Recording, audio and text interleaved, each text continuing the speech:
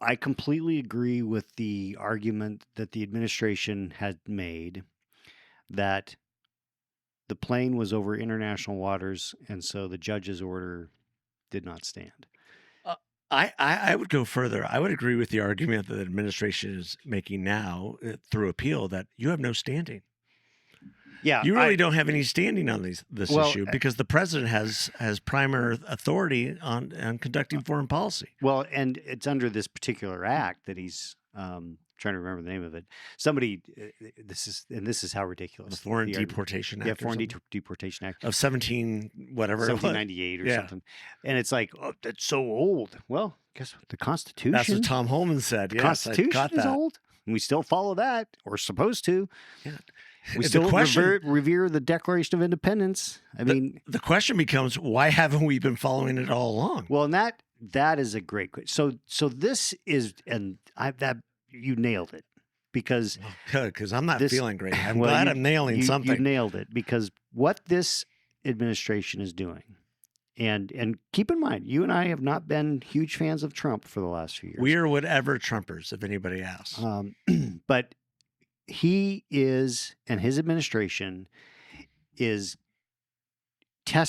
not testing. They are trying to right the ship of where the role of government is, Absolutely. and- And the role of the executive. and the role of the executive in vis-a-vis carrying out, the execution of the laws that Congress passes. And what they're pushing back against is a overactive judiciary, which has literally gotten out of control. When a judge A district judge. a district judge can claim the authority to tell the president of the United States that he cannot do something under a law, which he clearly can. Yes. The language of the statute is clear. He absolutely can do that. The judge has no right to say you cannot do that. Yeah. So this will get to the Supreme Court. Pending, a hearing where I get to review all the evidence. BS. I mean, this will get to the Supreme Yes. Court, and here's my prediction. I've been wrong on things, but I'm predicting We know how we are on predictions. that this is either a 6-3 or it's a 9-0 You would hope it's in 9-0. favor of the executive, because even the liberal judges on the Supreme Court have to understand what it means for the president to be able to follow the written statute Yeah. that Congress passes. If Congress does it, if they don't like it, they can change the law. Yeah. I mean, that's the beauty of our system. You don't like it, change it. Enact another law to counteract it. Yeah. Or whatever.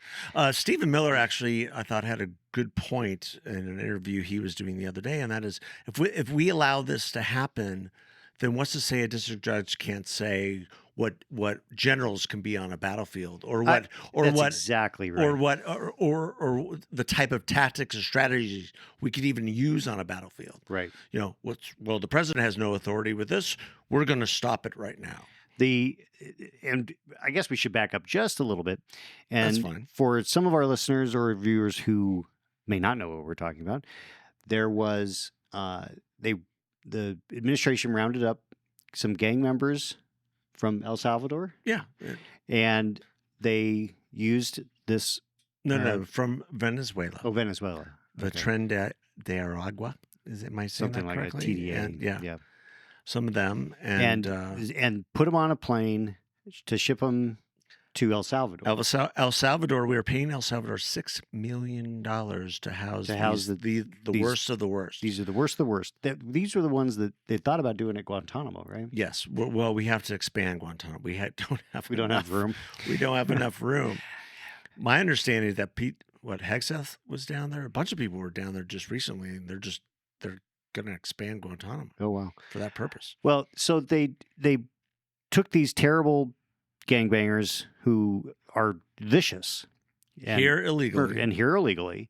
put them on a plane, sent them to El Salvador to house them in a correctional facility there, and Dress them up in their pearly whites. people, some leftists freaked out. I think the ACLU sued, sued to stop it, which was bizarre. which is insane. And the judge, they put him on a plane. And by the time the judge ruled, they were out in international waters. The administration said, judge doesn't have standing when they're in international waters. I mean, we've already processed these guys. So this whole issue will get look, folks, there's a lot of things that are going to go to the Supreme Court over the next couple of years. And to your point, the administration wants this. Yes, and they absolutely want this. They want it because we have had years and years and years of Democrat and Republican presidents being slapped by the judiciary and being like, oh, okay, and not pushing back and appealing some of these things. And now the Trump administration, to their credit, is saying, you know what? We need to have a look at what the judiciary is doing because we think it's going too far. And I totally agree. We have been talking about this for 30 years. Yeah. The overreach of the judiciary. Yeah.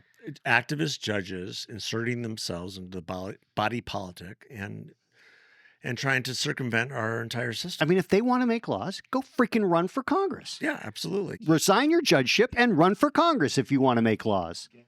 To make laws from the bench. Gee, Merry Christmas. And when it comes to foreign policy, this is where I think the administration is on firm ground.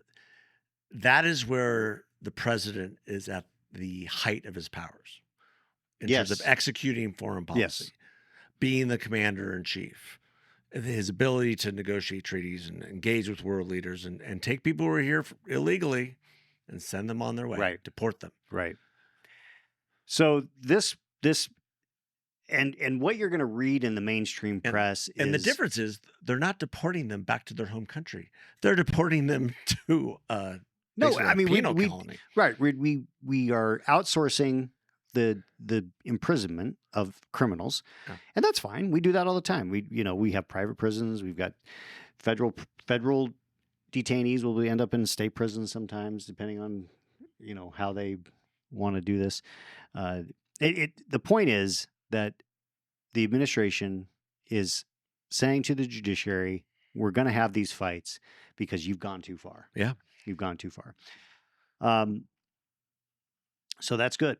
And we should recap from the last episode, or an episode a couple times ago. We were just on the verge of whether there was going to be a Schumer shutdown or not, and Schumer blinked. And Schumer blinked, and his base is for pissed. the blinking. They're pissed. Yeah, Sandy Cortez running for Senate, and guess who looks the best by a mile? All of a sudden, Vindication City, Miss Kirsten Sinema. Yeah, I saw some of her tweets about the filibuster. She was on fire. And for good reason. She had been pretty quiet since the election for a while, and then all of a sudden she just let it fly. As I tweeted, and it got a lot of attention. The pink tutu got going. I tweeted that she was exactly right, and every single person who is pissed at Schumer was against Sinema. For stopping the filibuster. Yeah. It's like, are you freaking? I mean, it's just like the hypocrisy is just unbelievable. Well, I mean, and it goes back to there are no principles for leftists. It's all about power. It's all about the ends. It's what is the end goal in all this? And the end goal for them is they would be happy with a shutdown, just so they can say that they stopped Trump. But Schumer, to his credit, recognize that a shutdown actually plays into Trump's hands. Right. And it would do more damage to their cause in the long run if a shutdown happened. And it would do a lot of harm, despite the fact it would do a lot of harm to the country. But Donald Trump has more leeway to identify essential and non-essential personnel and send the non-essential personnel on their way forever. Yeah. Well, and it really, what Schumer did, whether he expected to or not, was he exposed the hypocrisy of the hard left on this position on the filibuster. I will, regardless of, I believe that I'll do this till the day I die. I will be supportive of the filibuster. Oh, yeah. It protects the minority. Yeah. And you right now, which that minority, I mean, and they should want the filibuster more than ever, because if you read the tea leaves, that minority is likely to be shrinking. in the next election cycle. I mean, if they keep it up like this, it absolutely if will they shrink. keep leaning into the 20% of the versus the 80%, Mhm. they're going to find themselves as a minority party for a very long time. Yeah. They refuse. They're doubling down on those 20%, 80-20 issues, and that's a detriment to. You're seeing it in the polling. You're seeing it everywhere.